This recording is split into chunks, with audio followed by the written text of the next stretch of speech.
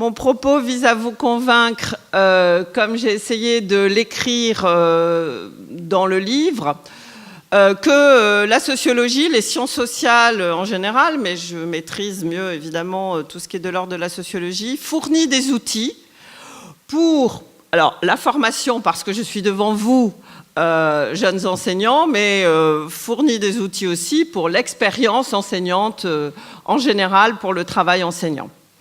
Je vais respecter mon parcours. Comme j'ai envie de parler un petit peu de la situation des jeunes enseignants avant de faire le lien avec Stéphane, qui a une enquête, bien sûr, très récente là-dessus, ce que je n'ai pas. Je ne parlerai pas de sociologie des organisations, ou très brièvement, mais je vous dirai pourquoi. Je voudrais encore préciser que mes recherches portent sur l'enseignement du second degré, mais que j'espère, je pense que, enfin je ne sais pas, mais je pense qu'il y a aussi des CPE et des enseignants du premier degré dans l'auditoire, et j'espère, je pense, mais ils pourront me le dire après par des questions, que mes propos éclairent aussi certains pans des problématiques pour les PE et pour les CPE. Donc bien évidemment, ce que je vais vous dire est basé sur mes propres recherches, mais aussi de manière large, se veut un apport au lien entre chercheurs en sciences sociales, en sociologie, et praticiens, enseignants et jeunes enseignants. Alors, en particulier ici, à Villeneuve-d'Ascq, dans le Nord-Pas-de-Calais, je vais commencer par une anecdote dont vous comprendrez très vite, il n'y a pas de scoop, qu'elle est personnelle. En définitive, nommée au collège de Le Forêt, dans les années, voilà, au milieu des années 80, j'étais fortement chahutée devant une classe de 6e, titulaire d'un concours de lettres modernes. J'avais reçu à l'époque, en tout et pour tout, 2 jours de formation dans quelque chose qui s'appelait les centres pédagogiques régionaux. Je n'avais pas de formation du tout. Et j'avais de gros problèmes avec les 6e C.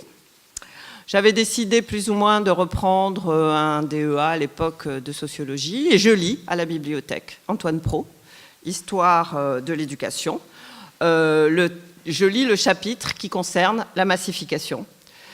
Et là, en quelque sorte, pour la faire brève et pour que vous compreniez, j'ai l'impression qu'Antoine Pro explique pourquoi je suis chahutée avec les 6e C.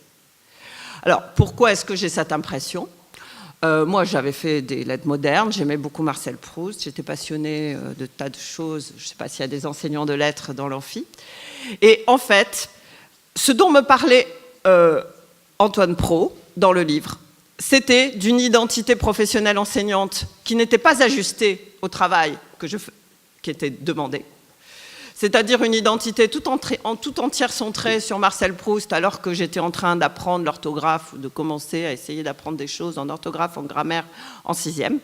Et puis Antoine Pro me disait aussi, écrivait aussi, à quel point finalement la confrontation au nouveau public des collèges pouvait être un choc et une difficulté extrême. Donc en fait, ce choc cognitif, un peu, qui effectivement, comme je le dis, n'a pas résolu tous mes problèmes avec les 6e C, d'autant plus que j'ai un souvenir pédagogique qui fera hurler tout le monde ici, parce qu'on est bien après. Je crois que je leur demandais de prendre des notes en 6e, enfin il y avait des choses un peu comme ça. J'avais vraiment peu d'acquis pédagogiques en fait, donc c'était effectivement un peu ma faute. Mais la lecture d'Antoine Pro m'avait montré que structurellement, je ne pouvais qu'avoir un certain nombre de difficultés.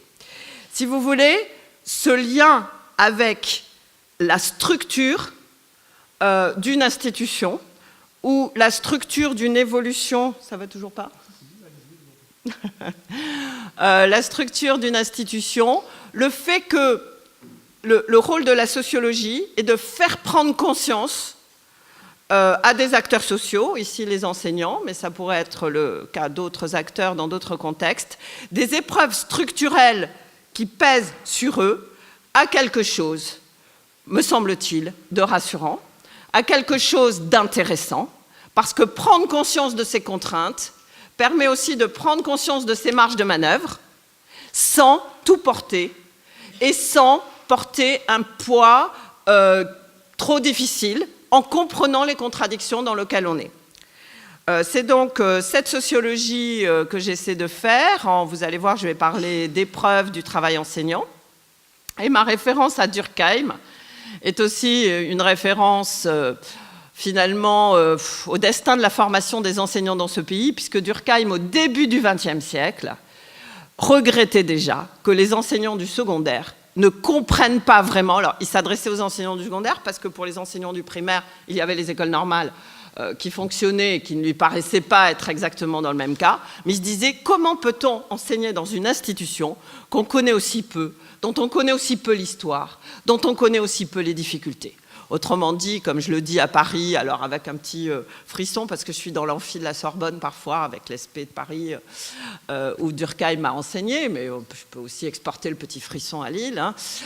Disons que ce que je dis comme une boutade, c'est que Durkheim était très pour les IUFM, très pour les SP, qu'il n'a évidemment pas connu, parce qu'il considérait que la formation des maîtres devait, si vous voulez, aider les enseignants à comprendre l'institution dans laquelle ils étaient pour les aider à se situer. Alors, une fois que j'ai parlé d'un petit itinéraire personnel, donc ce qui me motive, pas avec l'histoire, je ne suis pas historienne, vous avez un historien devant vous souvent à l'ESP, je suis sociologue, c'est d'arriver à faire le même choc cognitif, et vous avez bien compris, qui n'aide pas dans le détail. Antoine Pro m'a pas dit comment ne pas être chahuté précisément.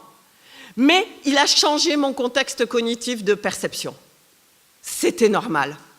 En 85, vu ma formation, vu là où j'étais, face à ce public, à Le Forêt, Pas-de-Calais, que je ne connaissais pas, c'était tout à fait normal que j'ai un certain nombre de difficultés que je ne comprenais pas moi-même. J'étais au jour le jour avec les petits 6e C.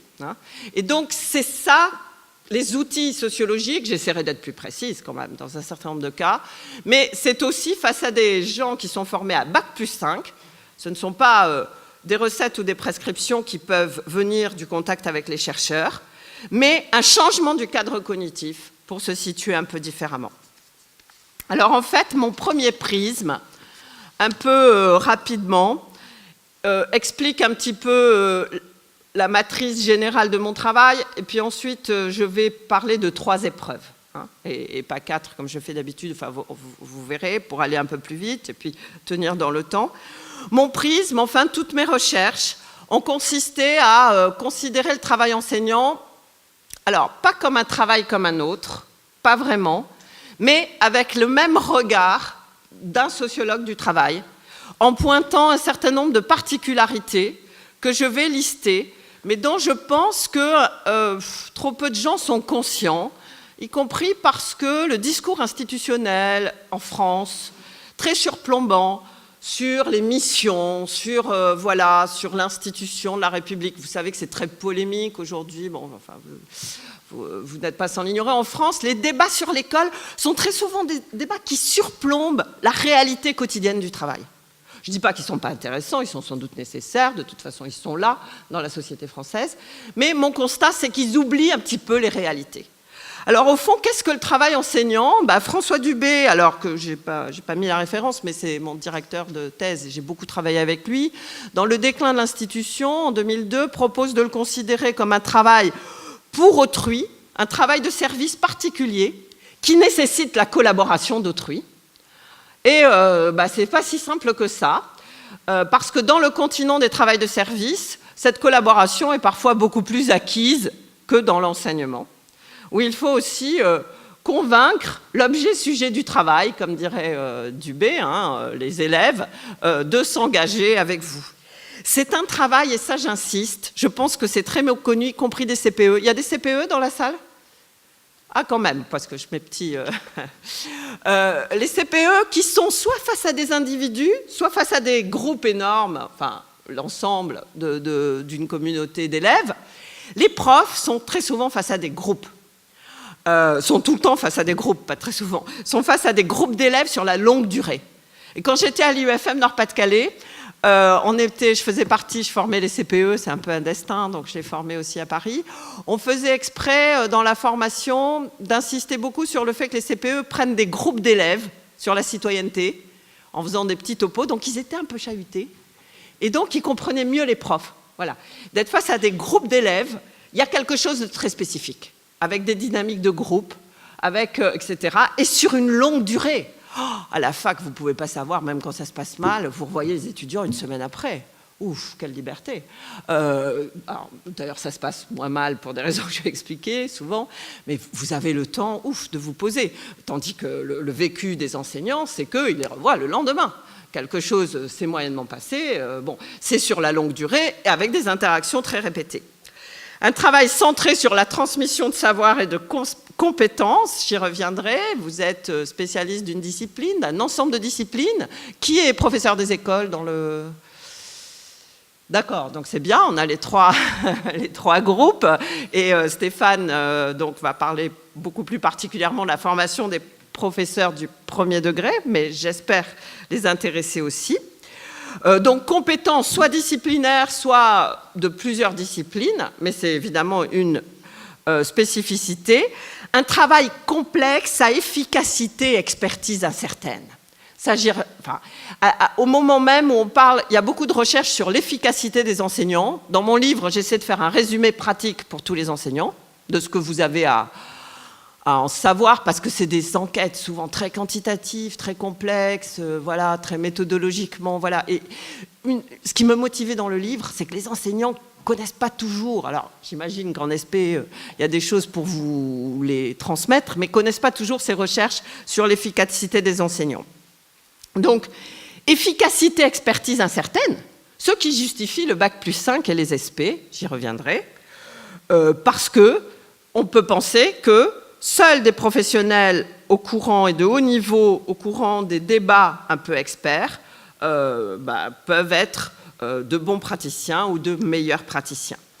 Enfin, un travail élargi, enrichi par des prescriptions évolutives, beaucoup de réformes, j'en parlerai peu aujourd'hui, je ne peux pas parler de tout, mais l'idée c'est que le travail enseignant est en perpétuelle métamorphose, évolution, et que ça rend aussi la situation difficile, peut-être pas pour les jeunes enseignants qui entrent dans un tenté du système, mais pour les enseignants plus expérimentés qui ont vu des trains de réforme.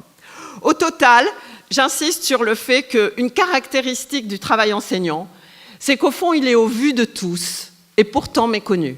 Au vu de tous, parce que les parents d'élèves regardent, parce que les chefs d'établissement, parce que parfois les CPE aussi sont des observateurs, parce qu'au fond, les faux pas d'un enseignant sont beaucoup plus commentés que les faux pas. Tu parlais des absences, bon voilà, il y a des taux d'absence dans tous les métiers, mais les absences enseignantes sont plus visibles socialement. Et pourtant, on peut faire l'hypothèse qu'il y a une certaine méconnaissance. C'est ce qui me fait courir en tant que chercheuse.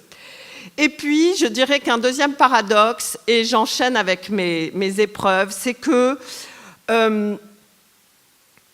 on dit souvent que les enseignants sont individualistes. Alors, c'est une formulation qui m'agace comme sociologue, parce que elle sous-entend cette formulation que les enseignants sont, on va dire, sont culturellement individualistes. Or, la réflexion du sociologue, c'est que l'individualisme est créé par la structure de l'institution.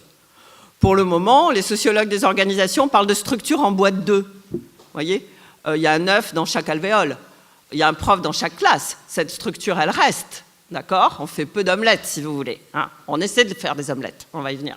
Mais, si vous voulez, cette structure, elle reste. Donc, c'est énervant parce qu'attribuer cet individualisme à une mentalité enseignante peut mieux se comprendre en sociologie en l'attribuant à une organisation du travail qui fait que la classe reste aujourd'hui, si vous voulez, un petit peu le cœur de l'organisation, même si l'établissement essaie de se construire. Donc, mon hypothèse de travail sur la manière de prendre en compte aujourd'hui ce travail enseignant, c'est que ce qui réunit les enseignants, y compris dans la classe, à certains égards, même s'ils sont seuls dans la classe, c'est un certain nombre de ce que j'appelle des épreuves. Et les épreuves du travail enseignant, ce sont au fond des tensions structurelles. Vous avez compris ce que j'ai dit avec Pro. Revenir à la manière dont le travail enseignant est structuré dans une société, dans une institution donnée à un temps T. Ces épreuves sont communes, mais c'est vrai qu'ils les résolvent différemment.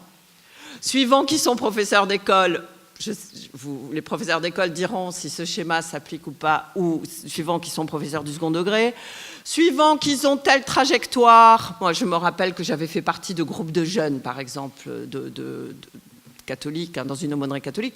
Ce passé m'avait plus servi que la formation que je n'avais pas eue, mais que les 2 jours de formation. Tout dépend aussi des biographies des enseignants. Tout dépend de leurs convictions. Moi, j'étais une enseignante très classique, centrée sur Proust, la littérature. Les enquêtes que je n'ai pas faites, mais d'auteurs que je peux citer, de Pierre Perrier, montrent que les jeunes enseignants aujourd'hui sont beaucoup plus diversifiés. Tous ne sont pas complètement fans de leur discipline de second degré, ils ont aussi des motivations beaucoup plus relationnelles. Donc, il y a des résolutions différentes en fonction du profil des enseignants, mais les épreuves sont communes. Elles sont affrontées avec plus ou moins de succès. Certains sont obsédés par une seule épreuve, j'y reviendrai, d'autres en vivent plusieurs. Certains n'ont même pas conscience qu'il y a une épreuve parce qu'ils en triomphent sans s'en apercevoir. Et tant mieux, mais mon objectif de sociologue ou de formatrice ici est de vous faire prendre conscience que les épreuves existent pour tout le monde. Parce qu'une des caractéristiques problématiques, me semble-t-il, du milieu enseignant tel que j'ai pu l'analyser ou le connaître, c'est précisément l'absence de communication, parfois, entre des collectifs enseignants, parce qu'ils sont trop différents dans la manière de vivre ces épreuves. Enfin, je dirais que ces épreuves sont plurielles. On reproche beaucoup aux sociologues, parfois, d'être trop tragiques. Bien sûr que triompher des épreuves, c'est aussi parler des bonheurs, des satisfactions du métier. Mais les épreuves, lorsqu'elles ne sont pas surmontées, aboutissent à des malaises. Je n'avais pas envie de mettre malaise dans mon titre. Mon vrai titre dans ce dernier livre, c'était « L'enseignant et le sociologue », parce que c'était ça mon projet. Mais la maison d'édition m'a dit que là, ça vendrait vraiment pas du tout, qu'il valait mieux mettre malaise. Et du coup, comment je me suis récupérée ? Finalement, en mettant un S à malaise. Ma petite manière de réagir à l'imposition de la maison d'édition, ça a été de mettre un S à malaise, comme il y a un S à épreuve pour moi. Et au fond, je me trouve assez bien de ce S à malaise et je me le suis approprié. Alors, la première épreuve, je vais parler de 3 épreuves et finir sur les jeunes enseignants. Mais je vais parler de la première très rapidement, parce que d'abord, elle ne me paraît pas être la plus forte pour les jeunes enseignants, et parce qu'ensuite, merci, je sais que vous êtes polyactifs avec les images et tout, merci, vous pouvez commencer par la fin de ma diapositive, parce que je sais aussi que c'est une épreuve qui concerne presque exclusivement les enseignants du secondaire, pas du tout les CPE, et sans doute peu les professeurs des écoles. Je pense qu'elle concerne aussi des enseignants plus confirmés, plus âgés que vous, mais lorsque j'ai fait des enquêtes sur le travail enseignant du secondaire, une tension majeure, mais je m'en sers pour vous expliquer le fonctionnement de mon modèle un peu théorique de l'épreuve. La tension structurelle, c'est que les enseignants sont quand même recrutés dans le secondaire par rapport à une discipline, reine, sur laquelle ils ont un haut niveau de compétences, qu'ils aiment, dont ils sont parfois passionnés, disent encore les enquêtes, hein. Et qu'après cette discipline, il l'enseigne à des niveaux qui sont très divers, hein, mais qui peuvent être assez faibles. Et donc, il y a un écart entre cette discipline aimée, universitaire, et le niveau où on l'enseigne. Comme me disaient les enseignants dans l'enquête, ouais, de la littérature, enfin, si on veut, quoi. Hein. On enseigne la littérature si on veut. Ou, des maths, mais pas au niveau où on l'aimerait, quoi. Le pire étant, je trouvais que l'épreuve était la plus difficile pour les enseignants de langue vivante de collège.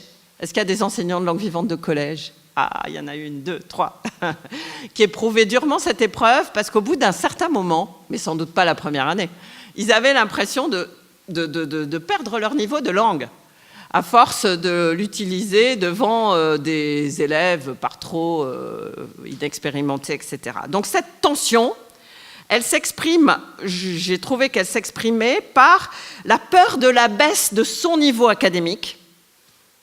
Bien évidemment, ce que je vous dis n'est pas en termes SP très correct. Bien sûr que ce qui est censé monter, c'est votre niveau de compétences pédagogiques, didactiques, en termes de transmission. Sauf que, pour les enseignants, Cet échange est aléatoire, on n'en est pas toujours sûr, et donc ça les amène à avoir un peu peur de plus être au niveau, et ça amène parfois des enseignants plus âgés à avoir une impression de frustration intellectuelle, d'ennui, mais encore une fois, j'ai parlé même, si vous voulez, d'esprit arrêté. Vous savez, dans le taylorisme, Charlot à la chaîne, son geste est arrêté. Il ne voit jamais la voiture, il ne voit que le boulon. Et l'équivalent pour les métiers de service intellectuel, ça serait le syndrome de l'esprit arrêté. On arrête de se cultiver, on arrête de progresser, on n'est plus tellement au courant de l'actualité d'une discipline. Et j'avais trouvé que cette épreuve pouvait être très forte. Alors avec des résolutions très individuelles de l'épreuve, des résolutions très différentes qui visent parfois à couper sa vie en deux. On est enseignant de collège à Roubaix et romancier, enseignant d'art plastique ou de musique, et on fait des expos, on est dans le monde, etc. J'ai lu des articles scientifiques qui montrent qu'à Paris, où il y a beaucoup de comités d'édition, des journaux, etc., il y a une manière de gérer ça. Une autre manière de gérer ça, qui était plutôt la mienne quand j'étais enseignante du secondaire, c'était aussi de proposer des textes, des choses qu'on aime, qu'on découvre. Et donc, je faisais du Nathalie Sarraute en première STT avec ma foi, avec des réactions diverses, hein, mais que j'assumais tout à fait. On peut devenir formatrice aussi, on peut investir dans le côté pédagogique, on peut faire des thèses, on peut poursuivre les études, on peut, ça c'était très courant, essayer d'enseigner à un niveau supérieur. Par exemple, j'étais en poste à d'archicours à Hénin-Beaumont, j'avais beaucoup d'enseignants de maths qui enseignaient, par exemple, dans les classes prépa, vous voyez, ou qui faisaient des cols avec les élèves de classes préparatoires. C'était une manière de se rassurer sur le fait qu'on pouvait encore parler à des étudiants ou à des élèves qui avaient un niveau supérieur. Bon, voilà. Donc j'ai décrit cette épreuve, mais je ne souhaite pas m'attarder dessus. Je l'ai un tout petit peu décrite. Vous voyez, toujours le modèle, c'est une tension structurelle, et voilà. Mais cette épreuve, elle n'existe pas pour tous les enseignants. Par exemple, quand on a passé un CAPES d'histoire, mais qu'on n'est pas fan d'histoire, excuse-moi, ça peut arriver, ou qu'on n'est pas super bon en histoire, il n'y a pas d'épreuve. Parce qu'au fond, la motivation, elle est plutôt relationnelle. Vous voyez ? L'épreuve dépend un peu du rapport à la discipline. Alors, par contre, la deuxième épreuve... Ah ben si, c'est dans le bon sens. Bon, c'est moi qui ai imprimé mal, mais c'est parfait. La deuxième épreuve, elle existe pour tous les enseignants, me semble-t-il. C'est ce que j'ai appelé le fantôme de l'impuissance, le fantôme de l'impuissance pédagogique. Je voudrais revenir à la structure et vous dire que c'est une épreuve historiquement un peu nouvelle pour les enseignants. Nouvelle historiquement, nouvelle dans un temps un peu long. Parce que pèsent sur les enseignants des injonctions à faire réussir, qui au fond sont nouvelles. Je vous rappelle que l'école primaire de la Troisième République, qui éveille tant de nostalgie en France, n'était pas du tout, Jean-François ne me contredira pas, j'espère, n'était pas du tout une école de la performance scolaire. Le taux d'échec au certificat d'études était énorme. Je veux dire, c'était une école de la citoyenneté, d'un modèle républicain. L'idée n'était pas du tout d'avoir de bonnes performances ou une génération qui était à 90% dans les compétences du lire-écrire. Anne-Marie Chartier a écrit des choses formidables sur la manière dont les exigences en lecture-écriture se sont énormément élevées aussi dans le système scolaire. De même dans le secondaire, faire réussir les élèves, avoir des performances correctes, faire que tout le monde réussisse, la réussite pour tous, comme disent certaines missions institutionnelles, ce n'était pas d'actualité dans un système où finalement les trajectoires scolaires n'étaient pas toujours autant articulées avec les trajectoires sociales. Le poids aujourd'hui sur les enseignants et sur le système scolaire, c'est que depuis la massification et depuis que toute une génération passe jusqu'au lycée, à l'école, eh bien, les enjeux sociaux du travail scolaire sont énormes. Il y a une pression scolaire sur la formation initiale qui, évidemment, et structurellement pèse sur les enseignants, avec évidemment les familles, avec les enfants eux-mêmes, les élèves eux-mêmes qui s'inquiètent de leur projet d'orientation, d'insertion. Et donc, il y a une contradiction entre se faire réussir tous les élèves et une réalité vécue dans les classes qui est beaucoup plus, évidemment, mitigée, incertaine. D'où un sentiment d'inefficacité, d'impuissance un peu chronique, une déception chronique des résultats des élèves, alors que j'ai interprété comme une différence entre le cours, quand on fait cours, quand ça se passe bien, on a l'impression que les élèves ont appris, mais en fait, le vécu de la classe et la chaîne de l'apprentissage, de la réception des consignes est longue, et devant les copies d'élèves, devant parfois le sentiment que ça n'a pas été vraiment transmis, on peut avoir ce sentiment d'impuissance qui va arriver à des propos défensifs très courants ou à le travail enseignant, c'est un travail de collaboration, mais le risque de part et d'autre de la relation pédagogique, c'est d'attribuer à l'autre, c'est de se défendre, c'est très humain, de se défendre de son échec ou de sa difficulté, c'est la faute des familles, c'est la faute des élèves, ils n'ont pas travaillé. Ma thèse, que tu as eu la gentillesse de rappeler, mon premier travail, portait sur le fait que j'en avais assez d'entendre dans les conseils de classe que les élèves n'ont pas travaillé comme explication de l'échec scolaire, alors que j'avais bien l'impression qu'ils travaillaient, mais que je leur mettais des mauvaises notes. Bon. Et donc, en fait, vous avez tout ce type de propos qui font que les enseignants gèrent de manière défensive. Alors, des choses peuvent être vraies. Hein. Certains élèves ne travaillent pas suffisamment, mais beaucoup moins que ce que les enseignants disent, je pense. Et donc, on va avoir presque ce fantôme de l'impuissance pédagogique va pouvoir parfois être traité par des sortes de renoncements pédagogiques, comme on est en train de l'analyser sur une enquête sur l'enseignement primaire, forme de renoncement pédagogique ou déplacement sur l'utilité sociale dans certains contextes. Je ne suis pas efficace, je n'arrive pas à faire apprendre, mais au moins je suis là, je représente le service public, j'ai un rôle de socialisation, vous entendez bien, il y a des résultats très solides, que ces postures des enseignants ne peuvent que creuser les inégalités sociales. Si au centre-ville, on continue à s'acharner avec les apprentissages, pendant que dans les établissements difficiles, les enseignants ont un rôle socialisateur et ont un peu renoncé à certaines transmissions, vous comprenez bien que les conséquences en sont grandes sur le plan des inégalités sociales. Certes, les enseignants ne sont pas seuls responsables de ce qui se passe aujourd'hui, à savoir une situation d'inégalité récurrente, mais une part de leur comportement, effectivement, alimente ou n'alimente pas, alimente moins ces processus de creusement des inégalités. Alors, que peut apprendre la sociologie face à cela, en sachant que d'autres disciplines apprennent d'autres choses? Je parle en tant que sociologue. Je vous propose 2 outils tirés de travaux très connus, hein, que vous connaissez peut-être partiellement pour certains d'entre vous. Est-ce qu'il y a des enseignants de sciences économiques et sociales ici? Il n'y en a pas, donc que connaissent ou ont vu dans leurs études. La sociologie critique des très célèbres Bourdieu et Passeron, mais relayée par des chercheurs contemporains, en particulier ceux de mes collègues de l'équipe ESCOL à Paris 8. Je nomme Jean-Yves Rochex, je nomme Bernard Charlot, je nomme Elisabeth Bautier, mais je nomme aussi beaucoup d'entre nous qui sommes au courant de ces travaux, vont montrer qu'un outil sociologique contre cette impuissance sociologique, cette impuissance pédagogique, c'est l'idée d'explicitation pédagogique.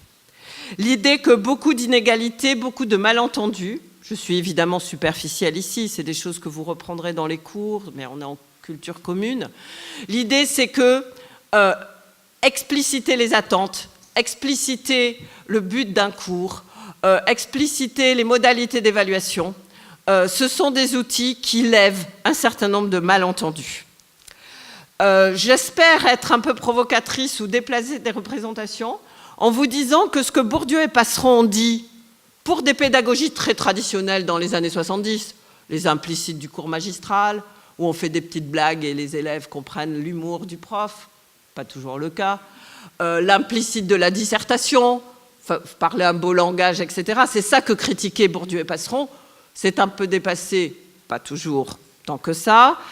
Ces critiques ont été continuées par les sociologues en montrant que les pédagogies modernes, les pédagogies de projet, de l'enfance, dans un espèce de, parfois d'appellation un peu floue, un peu globale, mais très pratiquée par ceux qui critiquent, comme ça, les pédagogies traditionnelles enseignantes.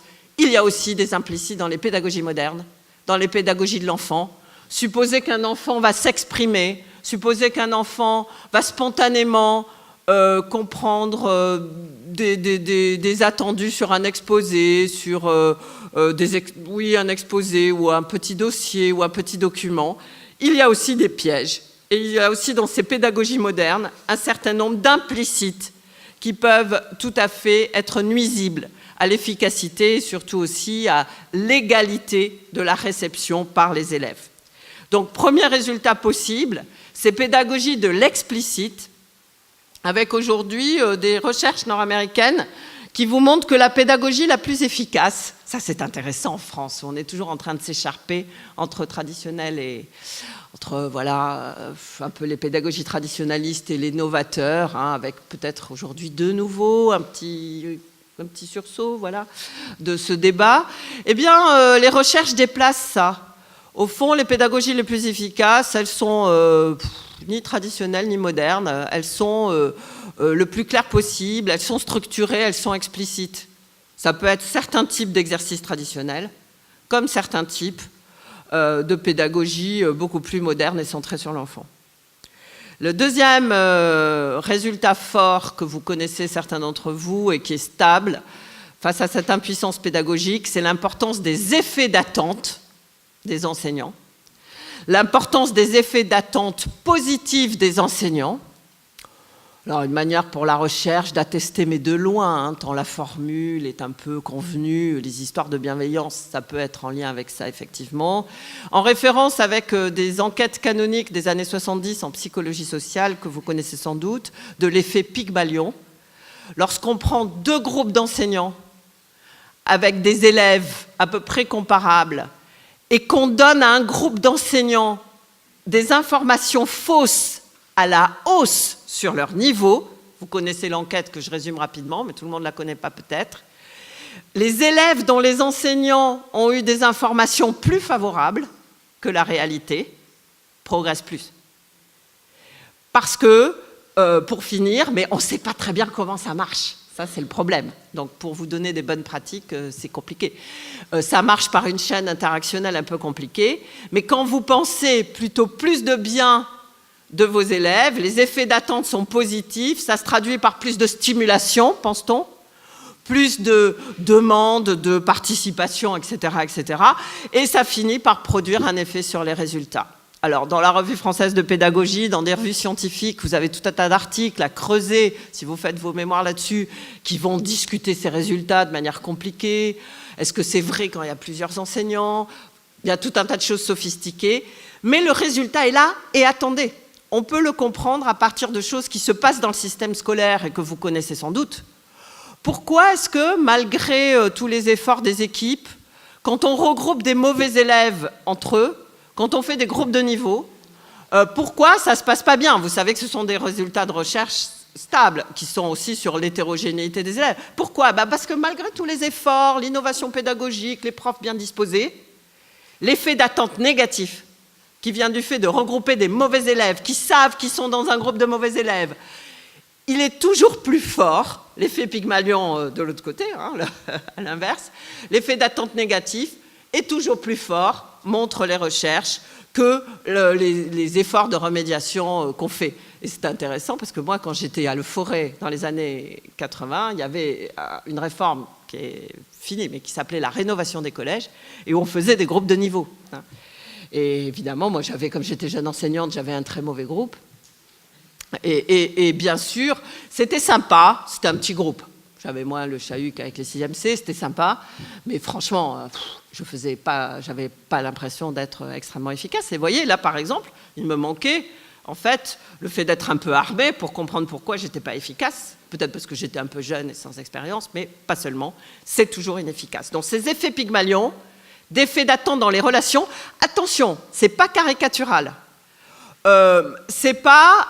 alors, en particulier, je ne l'ai pas mis là, mais Georges Felouzis, en 1996, a publié un bouquin très bien qui s'appelle « L'efficacité des enseignants ». Je m'aperçois qu'il faut que j'aille plus vite. Et dans cette efficacité des enseignants, il a montré que l'effet Pygmalion, ça marchait un peu sur l'évaluation aussi. Qu'évaluer un tout petit peu de manière indulgente, c'était efficace. Mais pas évaluer de manière très indulgente, pas acheter la paix sociale. Pas mettre 16 pour, voilà, vous êtes cool et tout va bien. Et vous, surtout, vous me fichez la paix, ce qui peut être une tentation, franchement, que j'ai bien éprouvée personnellement. Pas du tout, ça c'est pas du tout efficace parce que les élèves sont pas dupes. Dans une de mes enquêtes, les élèves vous disent un 15 ZEP, à l'époque, zone d'éducation prioritaire, n'est pas un 15. Les élèves le savent. Un 15 ZEP, c'est pas un 15. C'est 12, c'est 10, ça par contre, ils savent pas, mais c'est pas 15. Bon, donc les élèves sont pas idiots, ils savent très bien les phénomènes de surnotage, etc. Par contre, vous voyez, j'ai envie de vous dire, j'ai pas le temps, qu'il y a des résultats qui peuvent quand même être assez stables et extrêmement intéressants pour vous situer face à ces extrêmes difficultés pédagogiques. Pour autant, c'est la fin de la diapositive. Il n'y a pas de réponse experte, stable, valable dans tous les contextes. C'est pour ça que le chercheur et le sociologue regardent les efforts du politique pour standardiser des méthodes ou des solutions pédagogiques avec énormément de distance critique, quelles que soient ces propositions.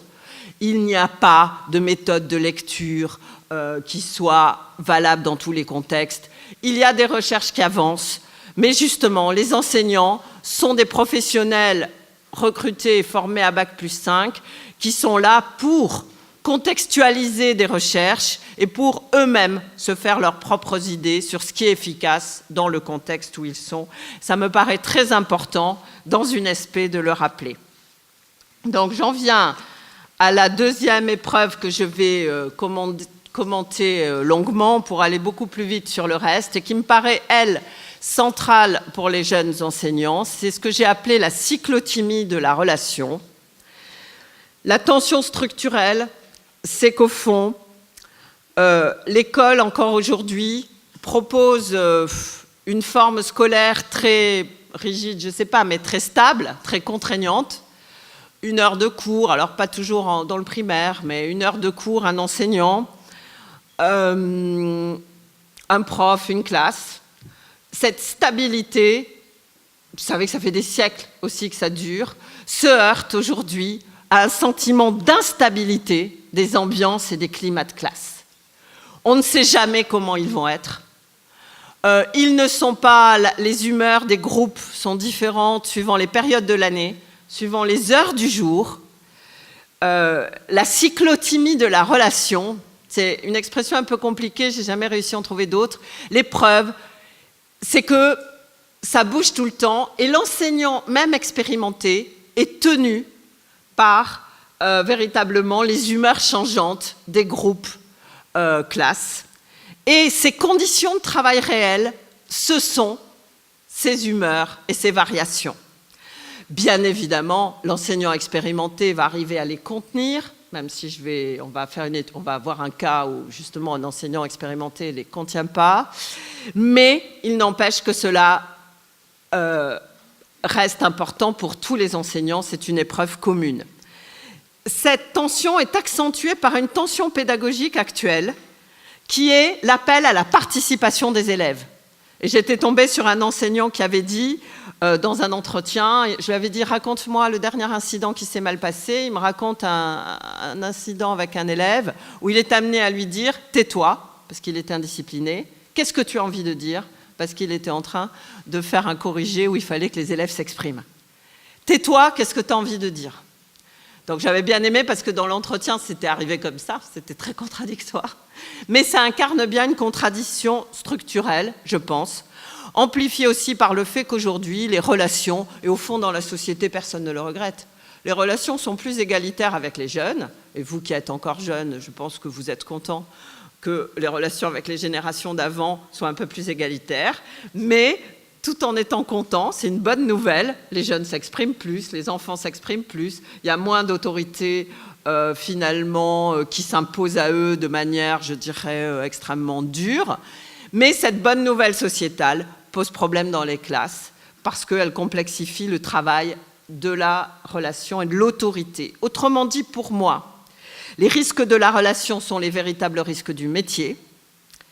Il s'agit d'une épreuve surindividualisée. Et là, je voudrais faire un carton méchant sur une notion qui subsiste, j'espère pas dans la formation des maîtres, qui est la notion de charisme, qui laisse croire que l'autorité est aujourd'hui le propre d'une personnalité enseignante, alors que non.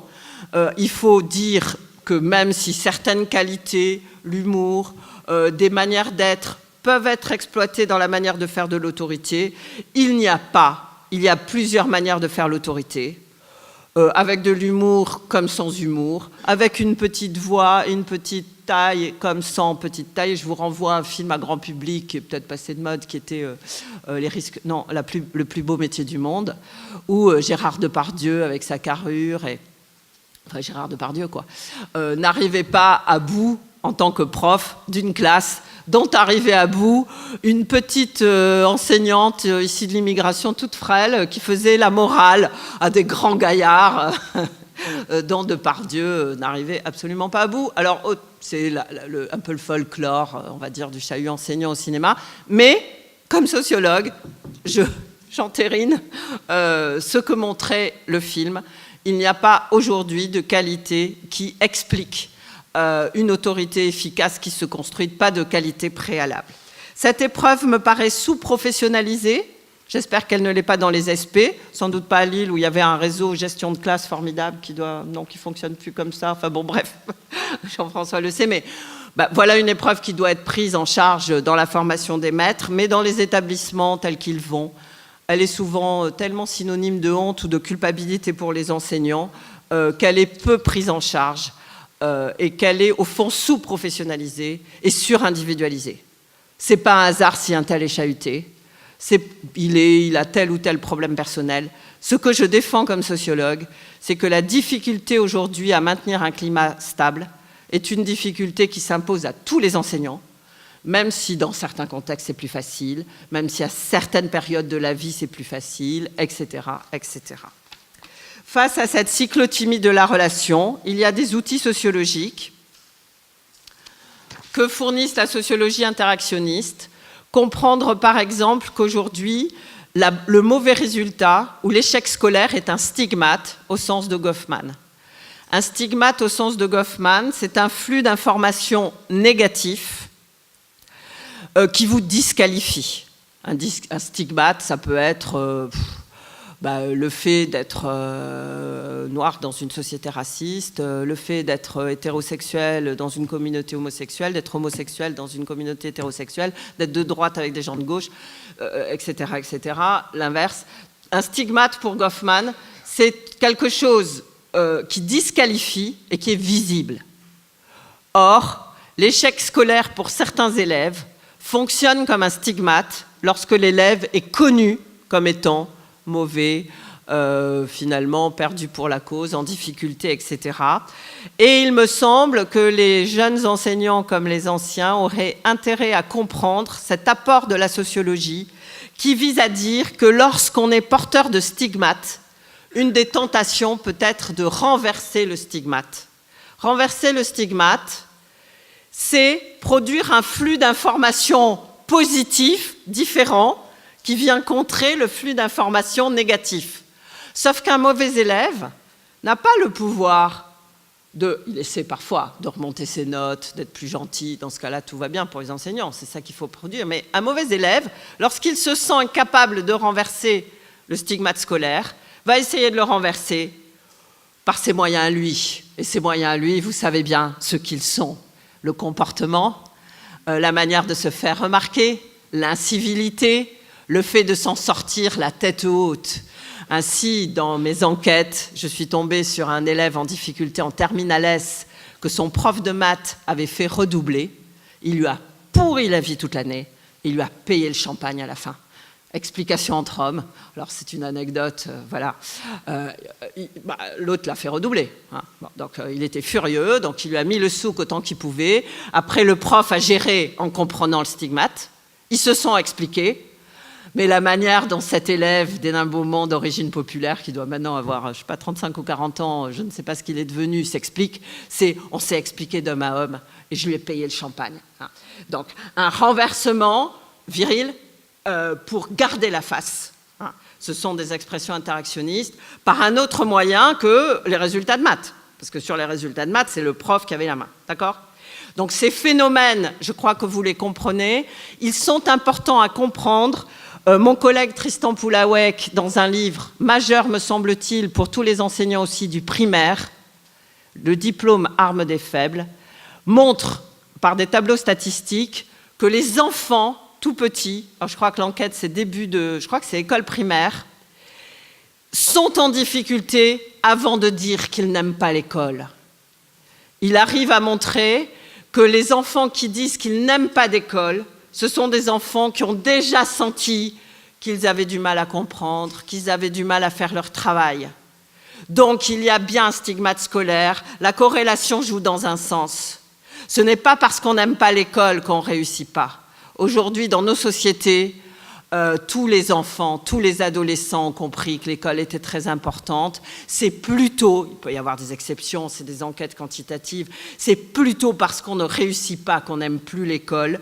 Et donc les enseignants doivent comprendre qu'ils sont face à des processus de renversement du stigmate, voire à une certaine frime adolescente qui vise à dénier le stigmate. Je m'en fiche, mettez-moi une mauvaise note, monsieur. 0, mettez-moi 0.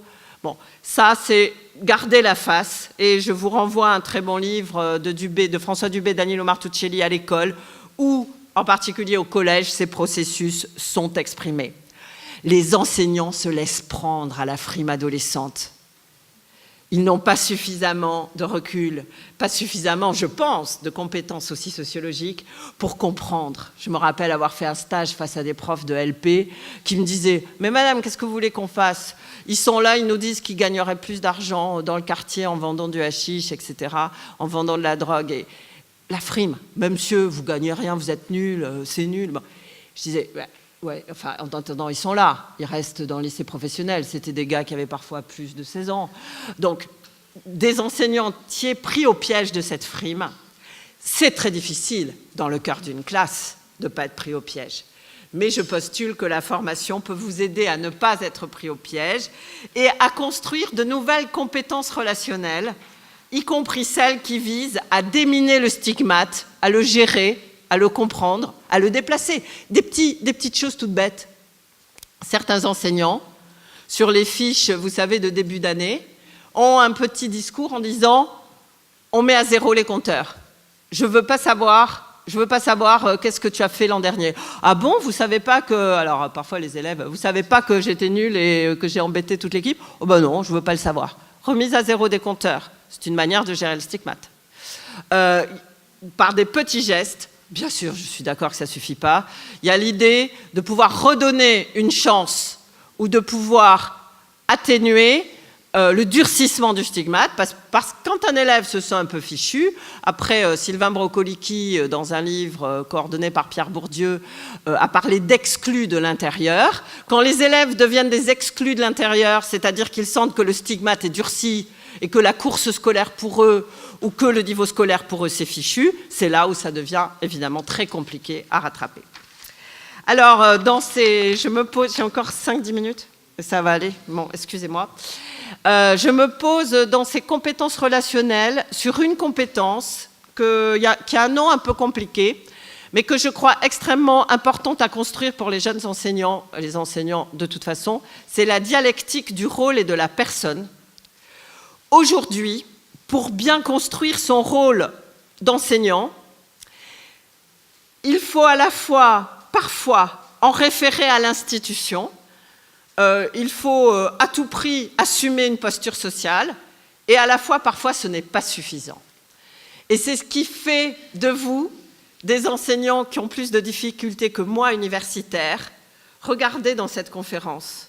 Mon rôle de conférencière, sociologue, experte, qui a fait des recherches, suffit complètement à cadrer la situation. Je m'appuie sur mon rôle d'universitaire et c'est tout. Je montre un peu la personne parce que ça me fait plaisir, que je pense que c'est plus intéressant pour vous, mais vous n'en avez pas forcément besoin. Dans le secondaire et dans le primaire, ce n'est plus vrai. Le rôle ne tient plus, parfois, sans le fait que les enseignants montrent aussi la personne. Parfois, il faut se protéger sur le rôle ça vous intéresse pas ce que je dis, mais l'SP c'est difficile et voilà, c'est pas trop ma faute.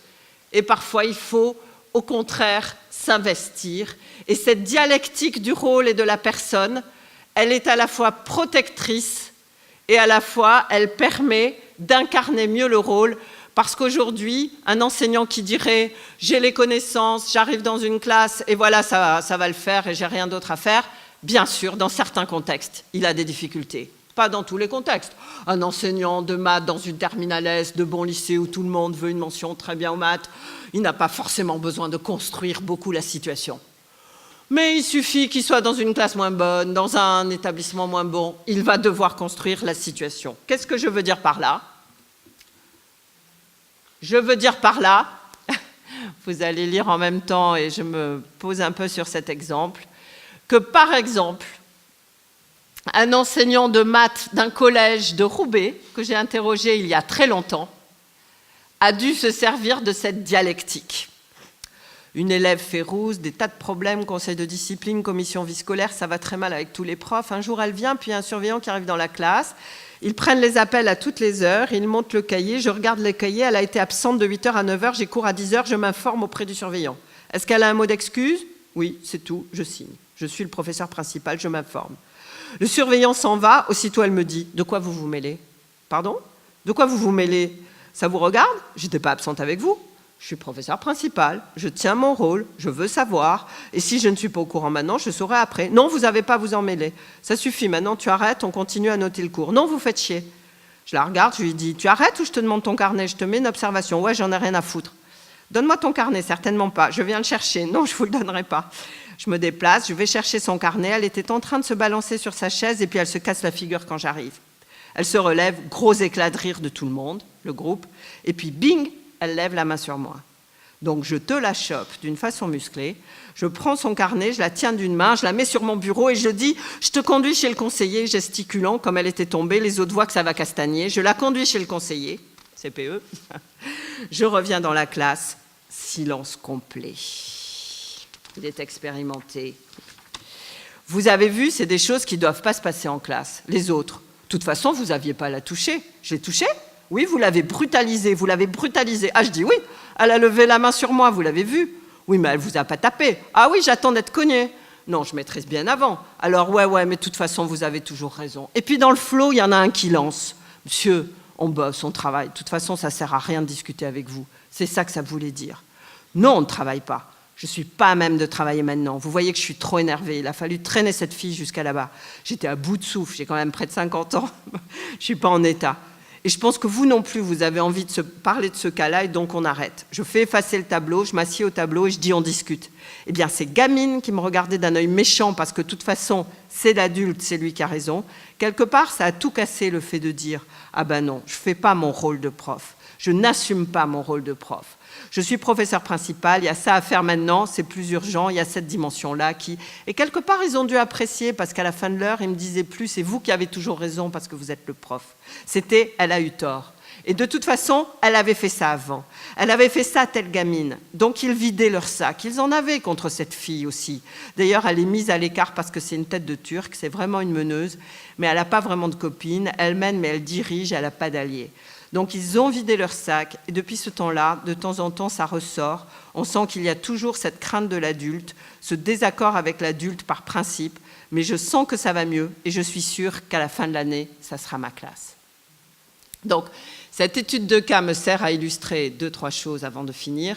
1, cet enseignant expérimenté en fin de carrière a vécu un incident majeur, qui serait homologué incident presque violent, etc.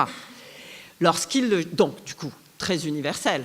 Et le gars est très expérimenté, aucun problème. Donc, ça illustre bien ça, le fait qu'aujourd'hui, tout le monde a à gérer cette tension. Il le gère avec cette dialectique du rôle et de la personne, qui est extrêmement intéressante. Et c'est un très bon extrait d'entretien pour un sociologue, hein, c'est rare, parce qu'il décrit, vous sentez à quel point il décrit très précisément tout ce qui s'est passé, donc c'est pour ça que je vous le montre. Il s'en sort en mettant... Évidemment, il se protège par le rôle, les autres lui disent « il s'est rien passé, autorité traditionnelle, vous avez gagné, vous avez maîtrisé », mais il y a eu suffisamment de phénomènes de groupe, ce rire, il n'est pas à l'aise, il se montre en tant que personne. Personne un peu âgée, fatiguée, émue, qui ne peut pas reprendre le cours. Et là, du coup, il gère la frime du groupe qui avait ri quand, voilà, enfin, des phénomènes que vous connaissez. Donc, vous voyez l'habileté de ses compétences, mais aussi la complexité de ses compétences. Et le fait que ça ne se construit pas en 1 an, ni même en 2 ans, que ça s'expérimente, et que je crois que ne pas faire que cette épreuve prenne toute la part dans l'expérience enseignante, ça se construit dans la formation, ça se construit dans des collectifs, mais ça ne se fait pas en une fois. Et donc, lorsque vous prenez votre fonction, je crois qu'il s'agit d'une épreuve spécifique où les sociologues interactionnistes le disent assez bien, toujours les mêmes sociologues, il y a un choc d'entrée dans le métier. On passe de l'autre côté du miroir, on avait des attentes et on est de l'autre côté. Une des hypothèses que je peux faire, c'est que dans l'enseignement secondaire, cette épreuve de la cyclothymie de la relation, elle est centrale, elle n'est pas la seule. Il peut y avoir aussi l'épreuve de l'impuissance pédagogique, du deuil de la discipline, mais je pense que la jeunesse, pour y faire face, est à la fois, en un sens, un problème, mais aussi une ressource. Un problème parce que vous avez peu d'expérience, parce que ces choses complexes, il faut les construire. Une ressource parce que, par exemple, et c'était mon cas quand j'étais jeune prof, je n'hésitais pas du tout à dire que j'étais en difficulté. Je n'avais pas du tout de honte d'être chahutée, au contraire, je n'arrêtais pas de le dire en salle des profs, mais avec parfois des réactions un peu bizarres. Je me rappelle que j'étais très en difficulté par rapport à un jeune garçon qui me disait qu'il ne voulait pas obéir à une femme. C'était un problème. J'avais peu de ressources par rapport à ce type de propos. Et je me rappelle que j'avais dit ça en salle des profs et que des collègues m'avaient dit « Ah bon, tu as des problèmes avec ce type, avec ce jeune, cet élève, mais nous, il nous mange dans la main. » Il nous mange dans la main. Alors, la métaphore animale peut être commentée, mais c'était un peu compliqué pour moi de recevoir ça. Je pense que la jeunesse est une ressource parce que, effectivement, vous pouvez demander plus d'aide du collectif. Je pense aussi, et c'est ce qui m'anime dans ces conférences, je pense que le milieu d'enseignants n'est pas assez contenant des épreuves.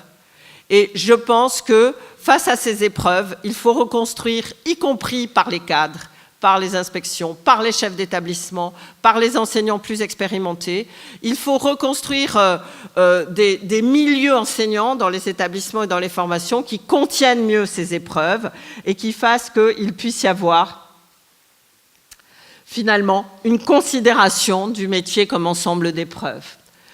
Les enquêtes quantitatives montrent que la première source du malaise enseignant aujourd'hui, c'est la non prise en compte du travail réel dans les classes, y compris au travers d'un certain nombre de propositions de réforme qui peuvent avoir leur bien fondé, mais qui parfois paraissent surajouter des difficultés, alors que les épreuves du travail quotidien peinent à être prises en compte de manière suffisante par les collectifs enseignants.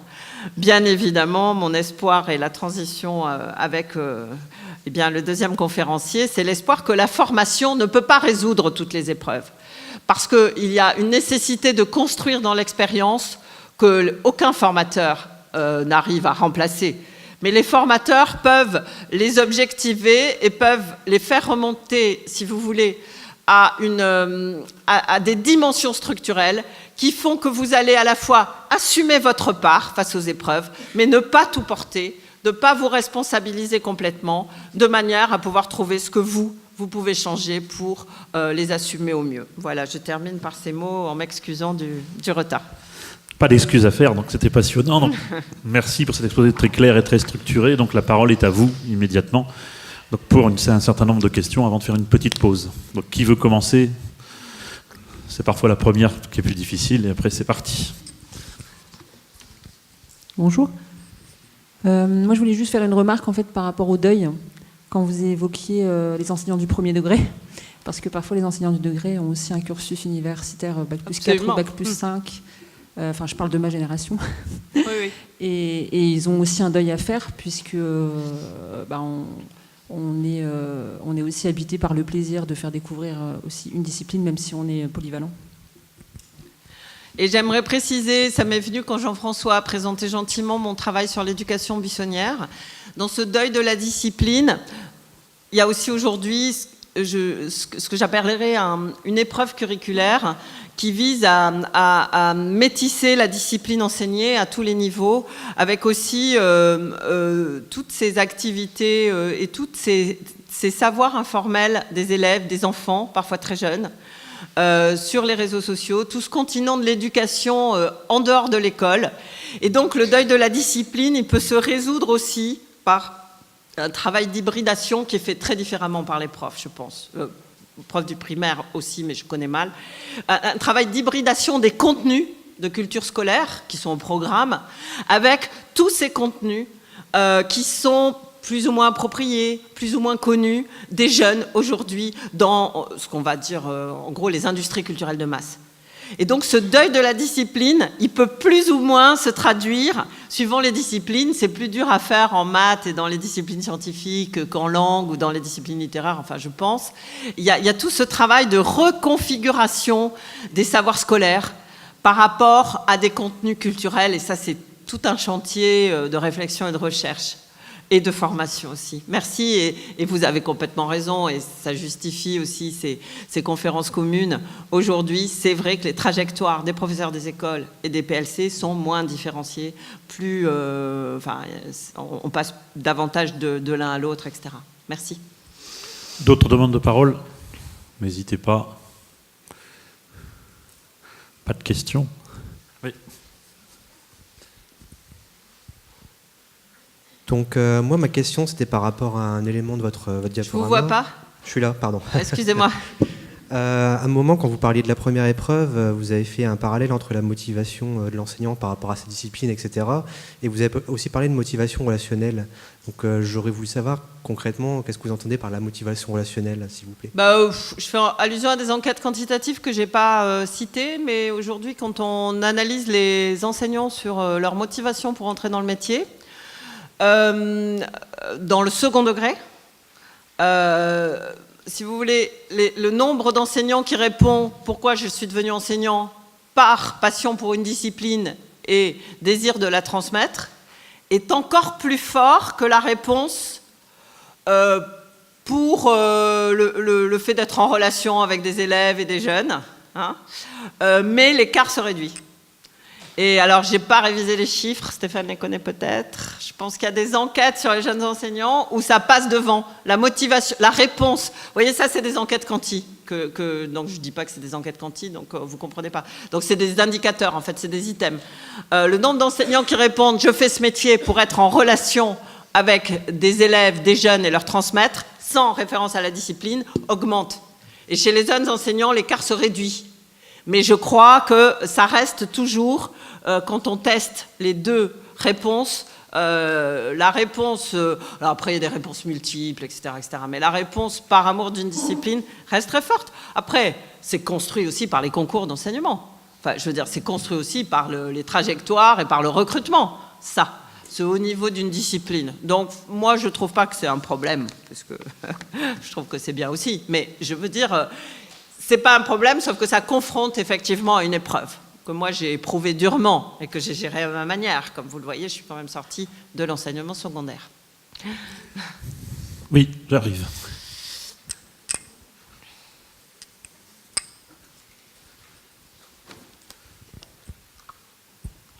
Bonjour. Au niveau de l'épreuve numéro 2, vous parliez du fait que certains professeurs faisaient passer la sociabilisation avant de transmettre leur discipline. Moi, je suis dans un établissement scolaire difficile, en REP+. Malheureusement, je pense qu'il est important, au début de l'année scolaire, de mettre une part importante de cette sociabilisation afin de pouvoir après créer un climat de classe qui permet de transmettre ses connaissances. Si on ne passe pas par là, je pense qu'après, on ne peut pas structurer sa classe, on ne peut pas transmettre sa matière, sa discipline. J'abonde et je précise que ce que vous appelez socialisation, c'est effectivement... on parle, je suis tout à fait d'accord, mais je précise une chose. Vous parlez en fait de la construction d'un climat de classe serein, tout à fait nécessaire aux apprentissages, et vous avez tout à fait raison. Vous savez les recherches sur l'efficacité montrent que l'efficacité est corrélée au temps réel passé à apprendre. Et donc, le temps passé à faire la discipline, à faire taire les uns et les autres, voilà. Alors, c'était un peu une lapalissade, mais les recherches sur l'efficacité l'introduisent. Ce que je visais dans mon histoire d'effet d'attente, ce que je visais, c'est des enseignants qui, n'arrivant pas à trouver de solution pédagogique, se rassurent un peu eux-mêmes et font baisser les attentes, en fait. Ce que je visais, c'est la baisse des effets d'attente. C'est le fait que mais c'est tout à fait légitime aussi, encore une fois, les sociologues sont jamais, c'est une tension, hein. Et moi, j'ai croisé plein de profs qui, effectivement, ont tendance à dire, j'y arrive pas, mais au moins je suis là, au moins je suis présent, etc. Les recherches montrent, si vous voulez, que la baisse des attentes, par exemple, fait baisser on remanie le programme un peu à la baisse, par exemple. Mais vous savez, moi, je le raconte dans le livre. Moi, c'est ce que je faisais, même à Hénin-Beaumont. Au bac français à l'époque, en première, il y avait 3 épreuves. Disserte, commentaire de texte et résumé. J'avais une classe tellement terrible, tellement faible, que j'avais enlevé la disserte. Parce que je trouvais qu'ils n'étaient pas capables de faire une disserte. Donc, je le raconte, ils ont été furieux. Moi, je trouvais ça super. Je m'étais dit, avec cette classe, on va faire un truc un peu pragmatique. On va préparer 2 sujets sur 3. Parce que déjà... ça fait 2 sujets, ça va, ils ont un petit choix. La disserte, c'est pas la peine, ils lisent pas. C'était les dissertes de l'époque où il fallait lire des tas de références, ils disaient pas un livre, bon, etc. Et du coup, ils avaient été furieux, interactionnisme. Ils avaient été furieux parce qu'ils avaient trouvé que je les étiquetais comme trop nuls pour faire la disserte, etc. Et du coup, je baissais mes attentes. Vous voyez ce que je veux dire ? Mais c'était une vraie tension. Enfin, je veux dire, et c'est pas évident. Donc, c'est quand ça se répercute sur le curriculum, quand ça se répercute sur les compétences. Vous voyez ce que je veux dire ? Que ça peut creuser les inégalités. Ouais. Et après, j'ai pas trop axé le topo là-dessus. Je l'axe là-dessus de temps en temps. Je pense que c'est très important que les enseignants prennent leur part du fait qu'ils creusent. Pour Bourdieu et Passeron, les enseignants creusent les inégalités sociales et sont des agents reproducteurs des inégalités sociales. C'est pas agréable à entendre. Aujourd'hui, il faut avoir un point de vue plus nuancé. Il y a une marge des enseignants. Ils ne sont pas responsables aussi d'une structure du système qui marche avec, par exemple, des inégalités territoriales qui sont très importantes aujourd'hui et dont les enseignants ne sont absolument pas responsables. Vous n'êtes pas responsable du fait que votre établissement est difficile, avec un public peut-être non mixte socialement, enfin j'en sais rien, etc. etc. Voilà. Merci de cette demande de précision. D'autres demandes de précision ? Oui. Après, il faudra qu'on fasse une petite pause et pas raccourcir trop le deuxième intervenant. Non, mais ça va, on est encore dans les temps. Ouais. Alors, qui avait demandé, je ne sais plus. Ouais. Donc bonjour, vous venez de dire à l'instant que l'école elle creuse pas nécessairement les inégalités de réussite, et donc là c'est plus vraiment un problème d'ordre de l'école, c'est plutôt un problème d'ordre sociétal. Mais justement, en quoi est-ce que l'école, même si Bourdieu et Passeron parlent un petit peu de l'école qui creuse les inégalités, alors que les enseignants ne veulent pas, c'est pas l'objectif, c'est pas la motivation des enseignants de creuser l'inégalité, au contraire. Mais alors, selon vous, quels sont les outils, ce qui peut permettre, alors que ce soit en formation par rapport à l'ESP ou par rapport à l'expérimentation dans le métier de l'enseignant, qu'est-ce qui peut permettre justement de réduire cette inégalité ? Est-ce que c'est les méthodes didactiques, des méthodes pédagogiques ? Est-ce qu'il y a des outils qui permettent de lutter contre cette inégalité ? Parce qu'après, les conséquences, c'est que le professeur, surtout les jeunes, surtout s'ils se rendent compte que ça creuse des inégalités, ça peut baisser leur motivation, ça peut peut-être baisser un petit peu leur estime d'eux-mêmes, donc ce qui peut faire qu'ils sont sur une espèce de pente, et donc surtout pour les jeunes enseignants, vous l'avez dit vous-même, les enseignants vont avoir des difficultés, c'est aussi une ressource, mais tout ça, est-ce que vous avez des outils, vous personnellement, ou par rapport à des travaux que vous n'avez peut-être pas dit, qui peuvent permettre justement de pallier contre ça, pour permettre aux enseignants d'être meilleurs et permettre aussi aux élèves en question, surtout ceux qui ont des difficultés, à être meilleurs contre ces inégalités de réussite ? C'est tout à fait le sens de ce que j'expliquais au début, mais trop rapidement. Oui, il y a des outils sociologiques. Non, ces outils ne sont pas ni des recettes, ni des bonnes pratiques. Oui, il y a des outils sociologiques. Le premier outil sociologique, d'après moi, alors dans le livre, je ne vous en ai pas parlé là aujourd'hui, bon voilà, dans le livre, j'ai tout un moment de réflexion sur la réception par les enseignants du secondaire de la sociologie critique de Bourdieu et Passeron. Parce que y a un grand malentendu. Les enseignants sont très bourdieusiens ou bourdivins, comme on dit avec une petite plaisanterie, parce que ça leur plaît, ces analyses leur plaisent pour de très mauvaises raisons. Ces analyses leur plaisent parce qu'elles leur permettent un peu, parce qu'elles se trouvent en empathie avec leur sentiment d'impuissance.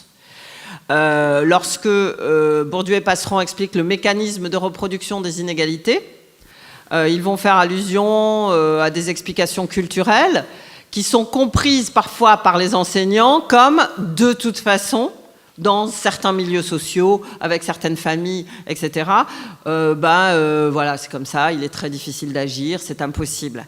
C'est un contresens complet. Hein, puisque Bourdieu et Passeron mettaient en accusation l'école, pas les familles.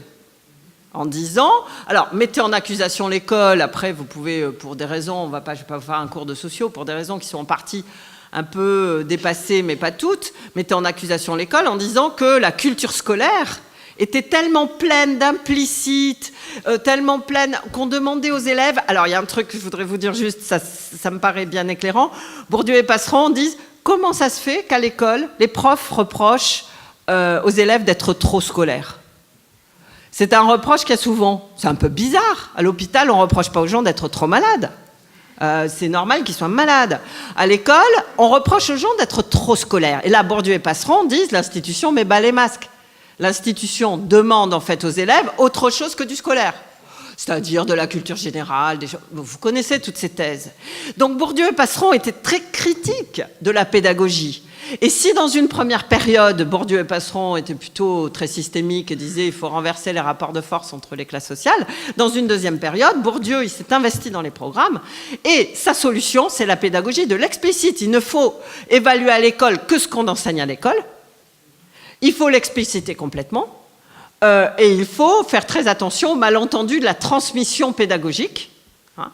Et donc, l'enseignant démocratisant et l'enseignant qui se pose toujours des questions sur l'implicite de ce qu'il raconte. Ça reste quelque chose qui est un vrai outil. Je suis d'accord que ce n'est pas une méthode, etc.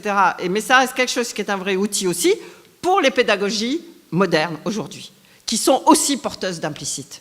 Quand vous demandez à un enfant de raconter sa journée de classe, lisez un formidable roman complètement sociologique d'Annie Ernaux qui s'appelle La Place, hein, que vous connaissez peut-être, ou Les armoires vides.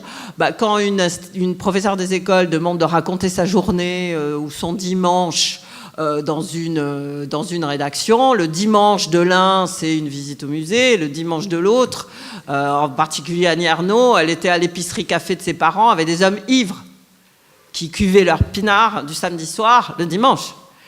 Et donc, elle ne pouvait pas raconter ça dans la rédaction. Et qu'est-ce qu'elle faisait ? Elle inventait un dimanche. Et là, c'est la violence symbolique à la Bourdieu. Elle inventait une vie que l'école pouvait... voilà, bon, bref. Et donc, oui, il y a des outils. Et les effets Pygmalion, c'est des outils. Et lire sur ces outils sociologiques, c'est important. Et il y a aussi des outils didactiques et il y a aussi des outils psychologiques. L'important, c'est de ne pas tomber dans un espèce de fatalisme, si vous voulez, qui est une vulgate de Bourdieu et Passeron, hein, du genre, on ne peut rien faire, de toute façon, bon, etc., et d'arriver à prendre sa marge de manœuvre. Mais prendre sa marge de manœuvre, c'est pas prendre, comme vous dites, tout le sociétal sur les épaules. C'est prendre sa marge de manœuvre d'expert, d'expertise et de professionnel. Vous voyez ? Et ça, je trouve que c'est important, parce que dans le primaire, l'enquête qu'on est en train de faire, un peu plus ou moins en liaison avec Stéphane, montre que quand même, dans certains établissements, trop marqués par le fait, il y a un public difficile, c'est non mis, etc., il y a quand même des formes de renoncement pédagogique de la part des enseignants.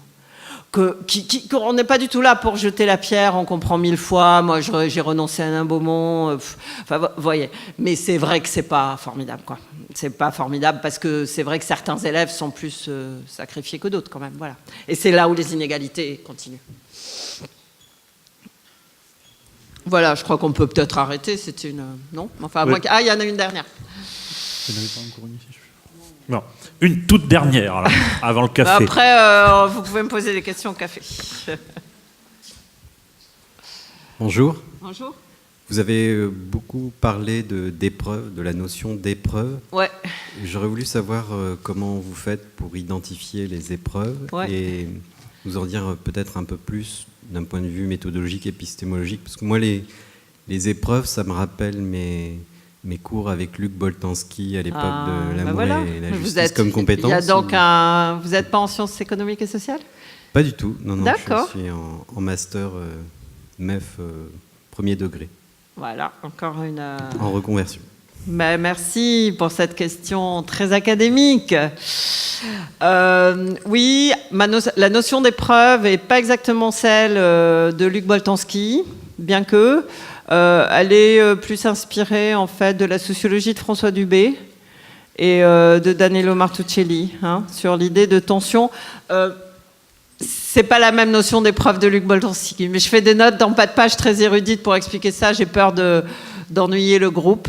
Mais aujourd'hui, en sociologie de l'individu, ou sociologie du monde social, c'est vrai que la notion d'épreuve est un outil employé par les sociologues, avec des nuances. Les épreuves pour Boltanski, c'est des manières de justifier l'action. Pour moi, c'est des épreuves plus existentielles. C'est des manières de penser, pour moi, la notion d'épreuve, des expériences individuelles en gardant les structures collectives. Donc on n'est plus que sur la sociologie de l'individu, Dubé, Martuccelli, etc. Par ailleurs, merci aussi, ma méthodologie, elle est très compréhensive. Pour faire émerger les épreuves, alors là aussi, si vous faites des mémoires, j'en ai proposé 2, il y en a une autre sur l'établissement que je n'ai pas eu le temps de vous exposer, il peut y en avoir d'autres qui naissent. Moi, je travaille à partir d'enquêtes qualitatives, j'interroge beaucoup d'enseignants et je dégage les tensions des propos qu'ils tiennent. D'accord ? C'est une sociologie compréhensive, inductive, où tout ça est dégagé à partir du travail de terrain. Mais d'abord, mon enquête phare sur les enseignants, elle date des années 2000, et il peut y avoir d'autres épreuves. Je pense qu'aujourd'hui, il y a une autre épreuve dans l'établissement pour les enseignants, dont je n'ai pas parlé aujourd'hui, il pourrait y en avoir d'autres. Merci.